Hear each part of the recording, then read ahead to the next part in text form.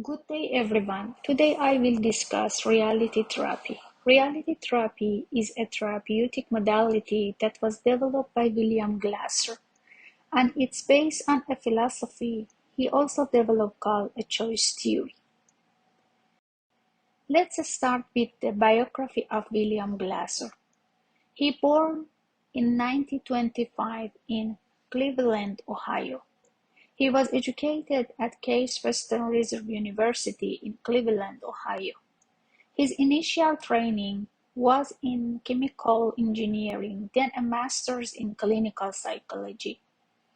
In 1953, he attended medical school intending to become a psychiatrist.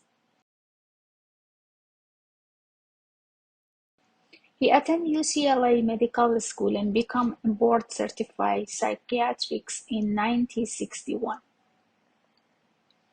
His first book was Reality Therapy and his theory published in 1965. In this book, he believed that mental illness was the inability to meet two basic needs: the need to love and be loved, and the need to feel that we are worthwhile to ourselves and others. Robert Hobbeldine was one of the first to be trained in reality therapy, especially in his adaptation and expansion of the theory. Next is the biography of Robert Hubble. He was born in 1936 in Cincinnati, Ohio. He received his doctorate in counseling from the University of Cincinnati. He is a member of several professional organizations and has licenses as a counselor and psychologist. Now he is a director of the Center for Reality Therapy in Cincinnati and professor emeritus of Xavier University. His specialties are adapting choice theory and reality therapy to various cultures and ethnic groups.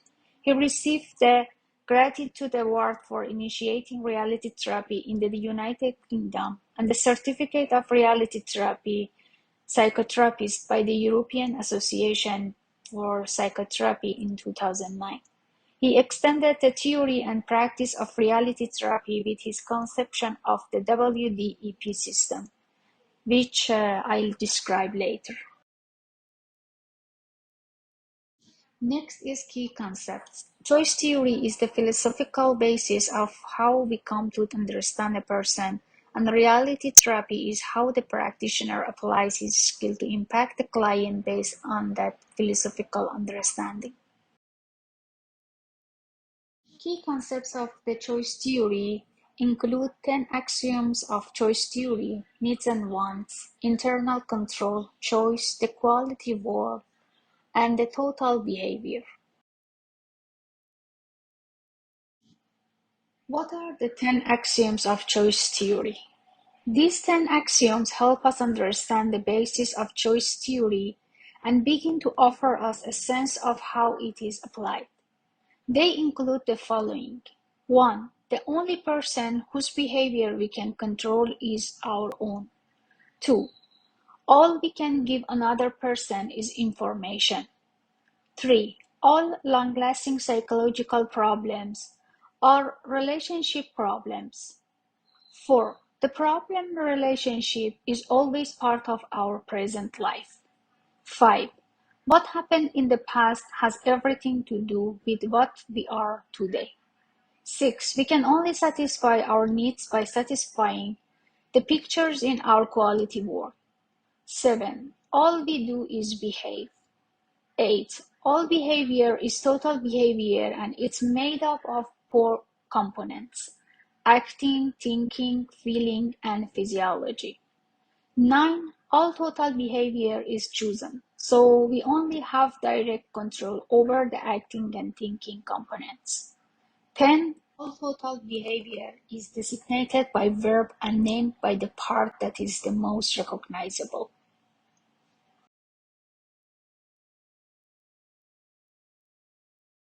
Next is needs and wants. Glasser identified 5 needs as critical to human functioning.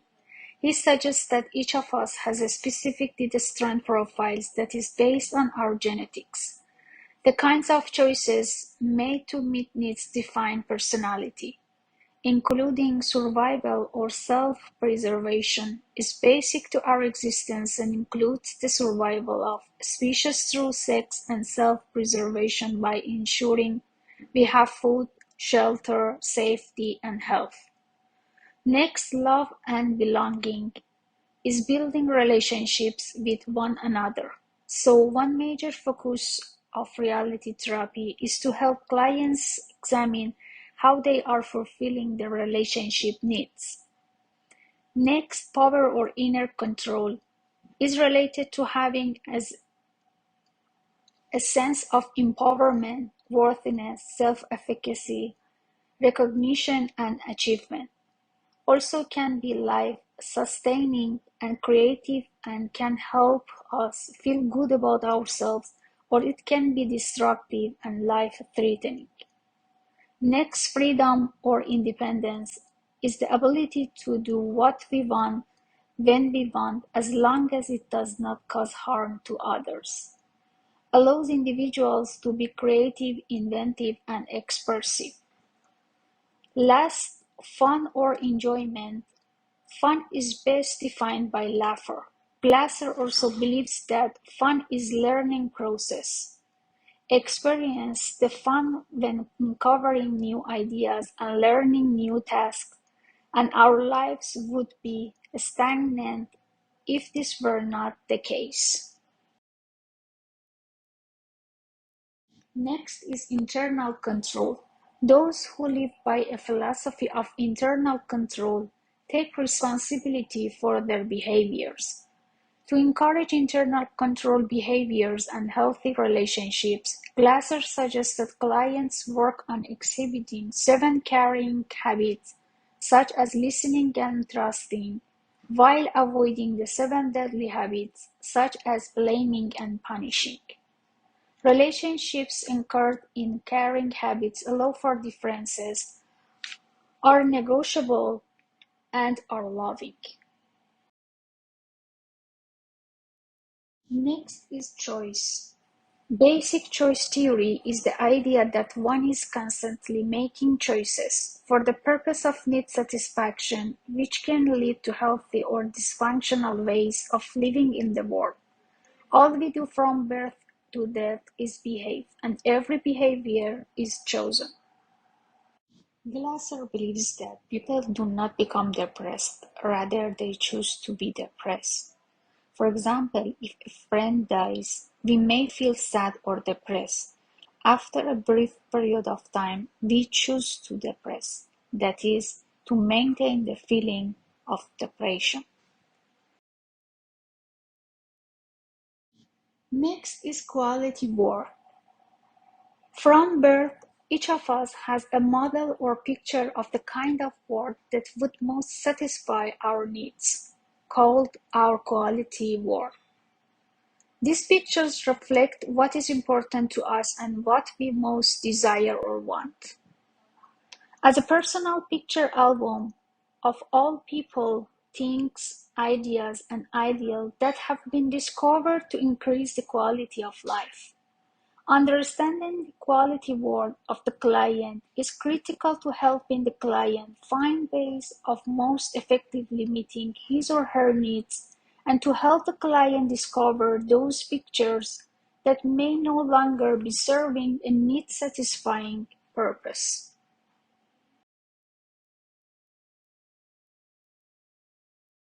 Next is total behavior. Total behavior is composed of 4 elements that include acting, thinking, feeling, and physiology. The choice theory maintains that we can only choose how we act and think, and that feelings and physiological responses are the result of how act and think.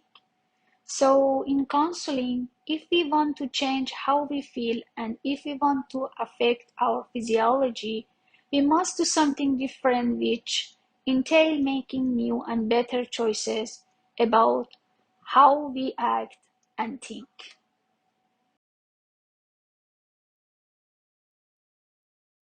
Next is characteristics of reality therapy. Glasser has given increasing attention to the role of meaningful relationships in fostering emotional health. Choice theory teaches that talking about what client cannot control is of minimal value. The emphasis is on what clients can control in their relationships. First, emphasize choice and responsibility. Be responsible for what choose. Therapists focus on those areas where clients have a choice for doing so gets them closer to the people they need.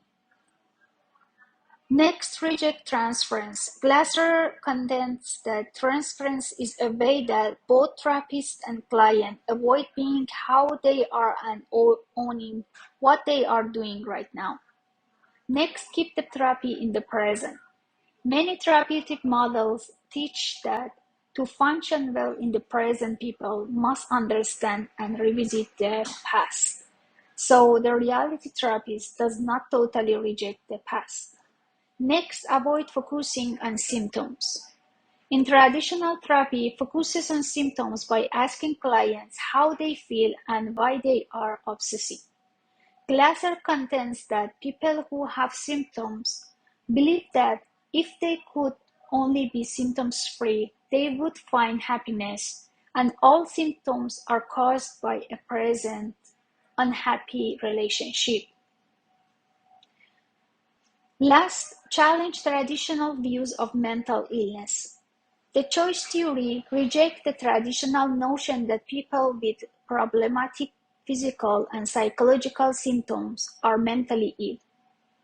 By reframing diagnostic categories and negative behaviors, the counselors help the client to perceive his or her behaviors in a very different light, which facilitates the search for more effective solutions and choices.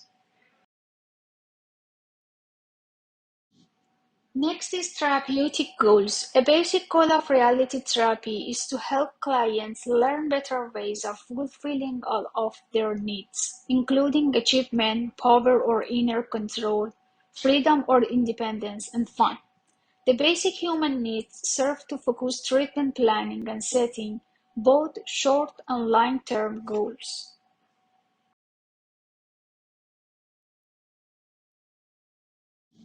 Next is therapy's function and role. Therapy is considered a mentoring process.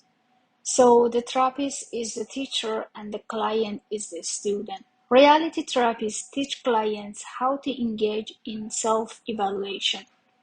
Here are some questions that therapists tend to ask clients, such as how would you most like to change your life, and etc. Reality therapists assist clients in evaluating their own behavioral direction, specific actions, wants, perceptions, level of commitment, possibilities for new directions, and actions plan. Clients then decide what to change and formulate a plan to facilitate the desired changes.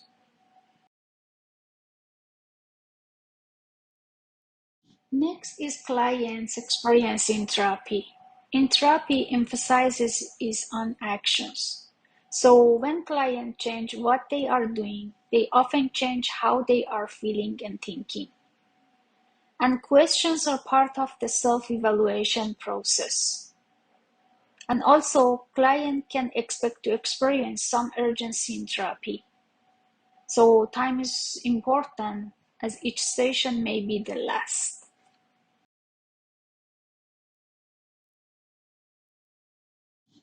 Next is relationship between therapist and client.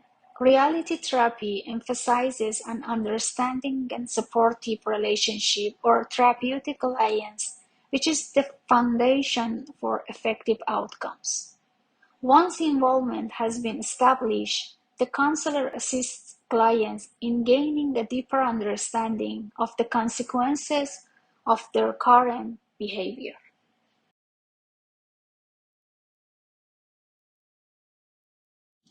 Next is therapeutic techniques. The practice of reality therapy can best be conceptualized as the cycle of counseling, which consists of two major components: creating the counseling environment and implementing the specific procedure that lead to changes in behavior. Wobbling highlights the importance of embracing and practicing the tonics of helping relationship, which are those attitudes and techniques that will facilitate a strong therapeutic relationship while avoiding the toxins of helping relationship, which are those attitudes that are destructive to the relationship.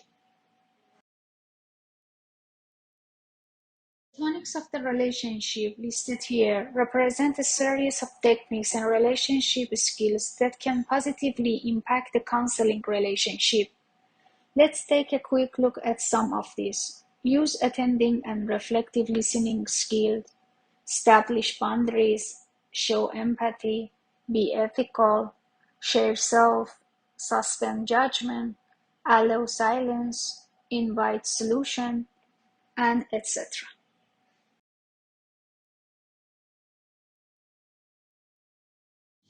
Reality therapists tend to use certain psychotherapeutic techniques more than others. The ones that are more commonly used are described here. Questions.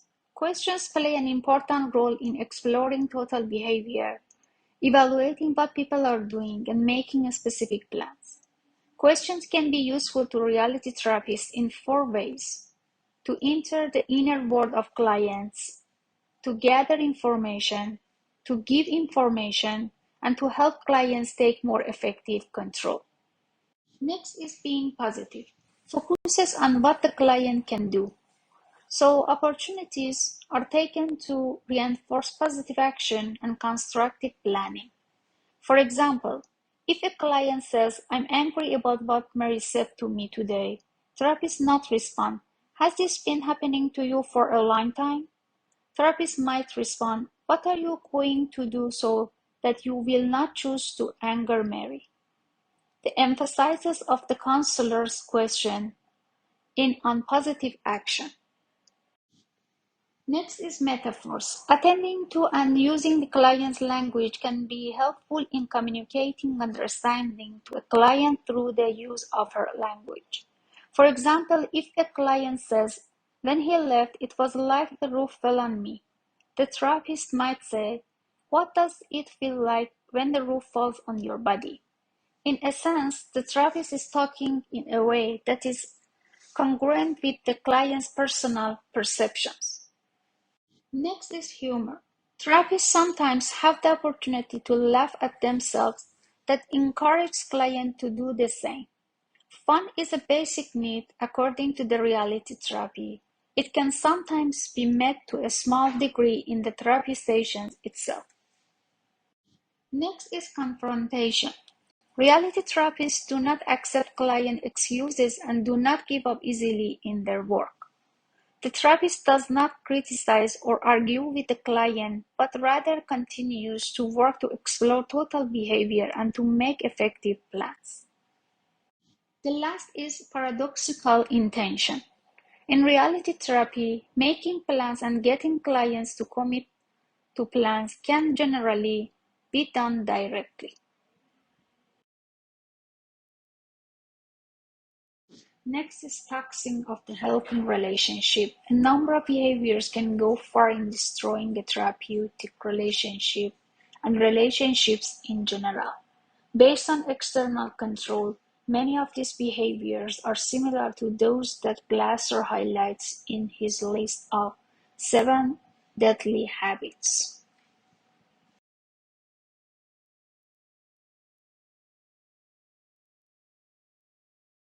A common method of training reality therapists is the WDEP system developed by Bob Wobbleding.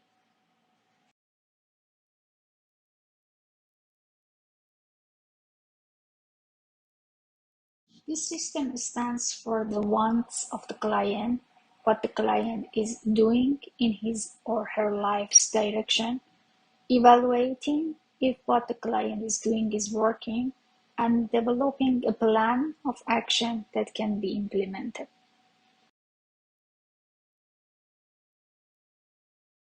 Let's move on to discovering wants. Reality therapists assist clients in discovering their wants and hopes. The key question asked is, what do you want? Therapists' skillful questioning clients are assisted in defining what they want from the counseling process and from the world around them. It is useful for clients to define what they accept and want from the counselor and from themselves. Part of counseling consists of exploring the picture album or quality work of clients and how their behavior is aimed at moving their perceptions of the external world closer to their inner world of wants. Here are some useful questions to help clients pinpoint what they want.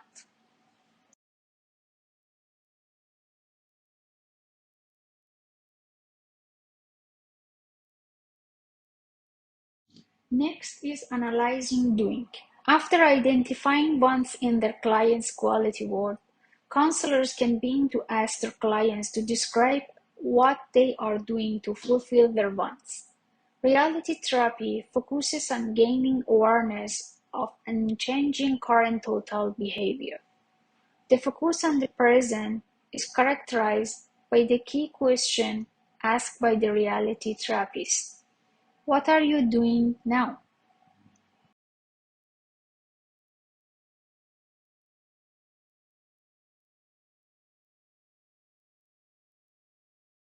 Next is self-evaluation techniques. The essential aspects of self-evaluation is a personal, inner judgment about behavior or quality work wants.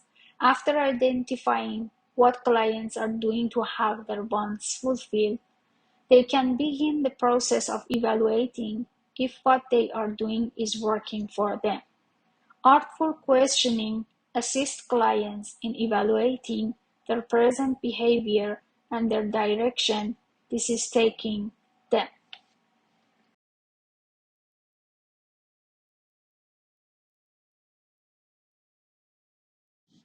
Next is make specific workable plans. Clients can develop a plan to change what they are doing. Building identifies three levels of planning: those initiated solely by the client, those developed with the counselor, and those developed by the counselor. Those initiated solely by the client are most effective. And also he suggests two types of plans: those that are linear and those that are paradoxical. Linear plans address the problem directly and are often client initiated. For instance, if a client wants to have a better relationship and finds that he is spending little time with his partner, a linear plan would be to focus directly on finding ways to make more time. Paradoxical plans work with the problem indirectly and are generally counselor initiated. For example, a person who is constantly worrying about others and so not able to build friendship is told to spend more time worrying about others and to write down all of her worries. Plans come in many shapes and sizes, and whatever type of plan is decided upon needs to be workable. The culmination of the cycle of counseling rests with a plan of action. The essence of a workable plan with acronym SAMI2C3. The plan should be simple, attainable, measurable, immediate, involved, controlled by the client, committed to, and consistent.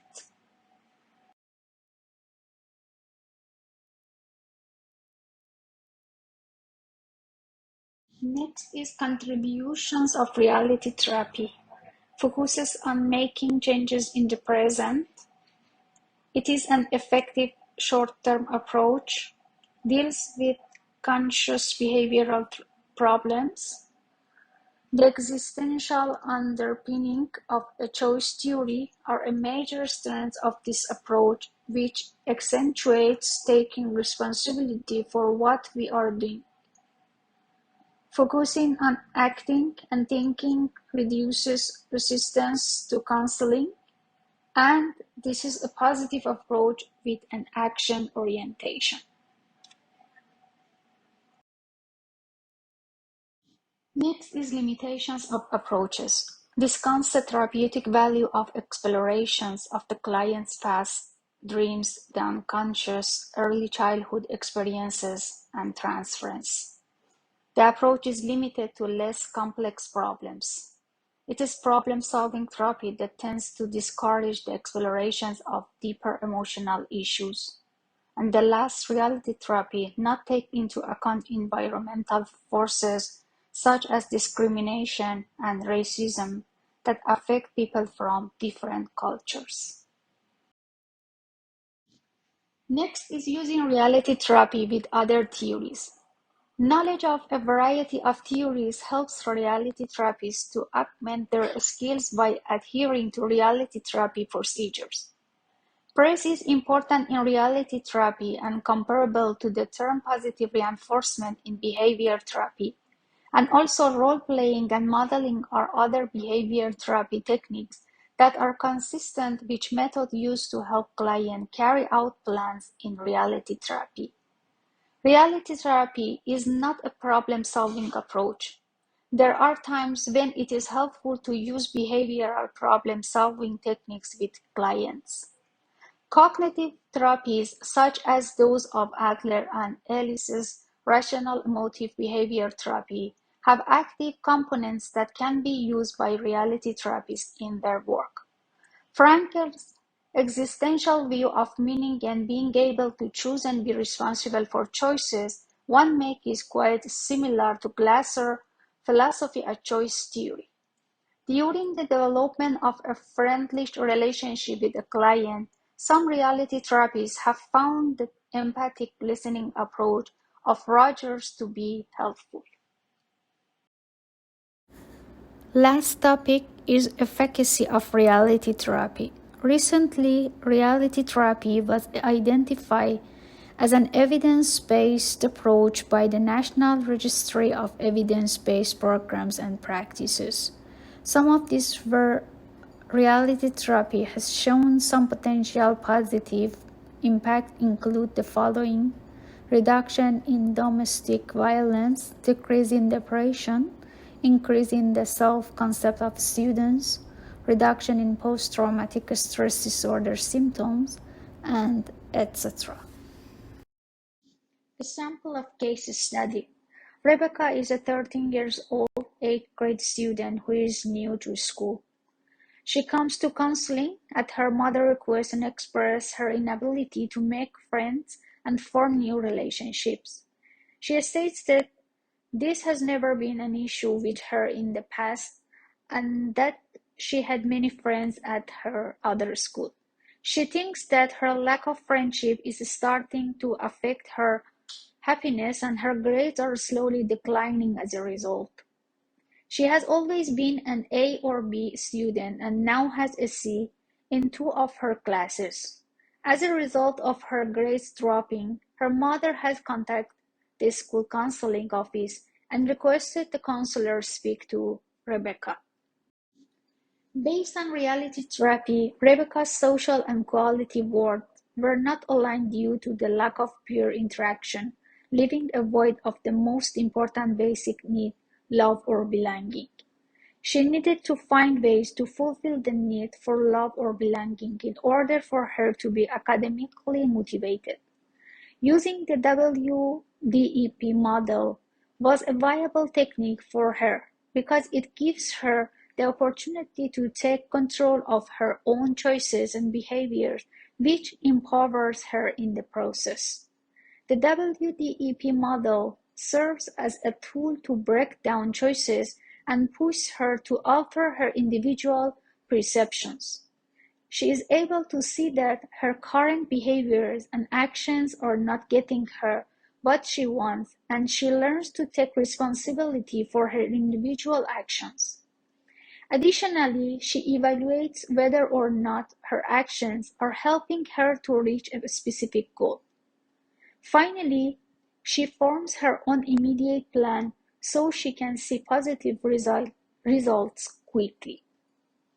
This motivates her to continue to make choices that will allow her to continue to succeed and take personal responsibility for future behaviors. That is the end of my presentation. Thank you for listening.